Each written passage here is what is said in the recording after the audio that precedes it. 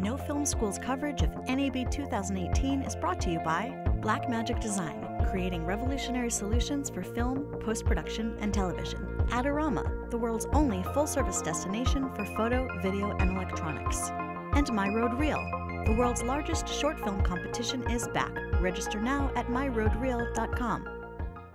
Hey everybody, this is Charles Haine. I'm here at NAB Show 2018 for No Film School, and I'm here with Kaitlyn Cortes and Lily Kleinman, two editors who've been working in Resolve. So we're going to talk a little bit about the process of doing a project end-to-end, DIT, editorial, through delivery, all in Resolve. So first off, good morning. Good morning. Good morning. Can you tell me a little bit about the decision-making process that led you guys to Resolve? In the post-production track at Fierstein, which is the graduate school we both go to, we have a second-year big screening for our projects, and at the screening, the director and I got a lot of feedback based on, it was a lot of color notes, unfortunately, and we had talked before that saying, just ignore the color notes, we'll just get the picture notes for now, and then eventually we'll color it when the colorist comes in.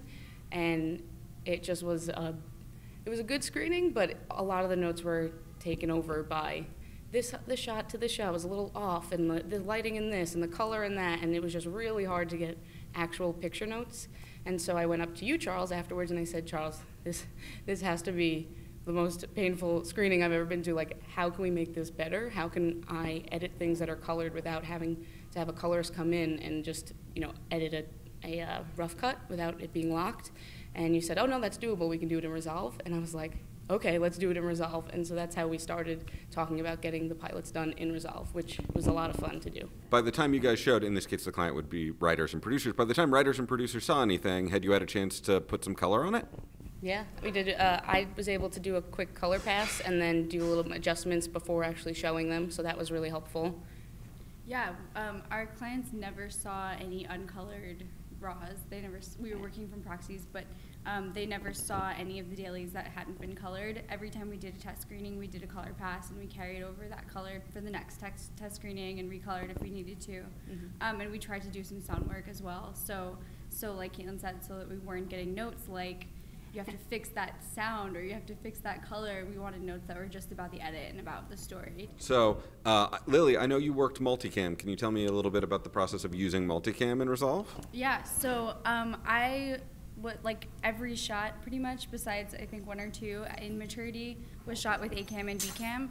So it was super useful to see A-cam and B-cam play simultaneously and cut while I was watching dailies and kind of choose selects from that.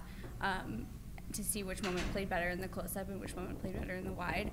Sometimes A-cam was also on a different character than B-cam was, so I was able to cut while I was watching dailies in the timeline and place the selects. Obviously, a big part of editing is sending out review cuts to people who may not be able to come into the session, right? There's always going to be network and producer. Can you tell me a little bit about like using the export tools in Resolve and anything that you thought about that?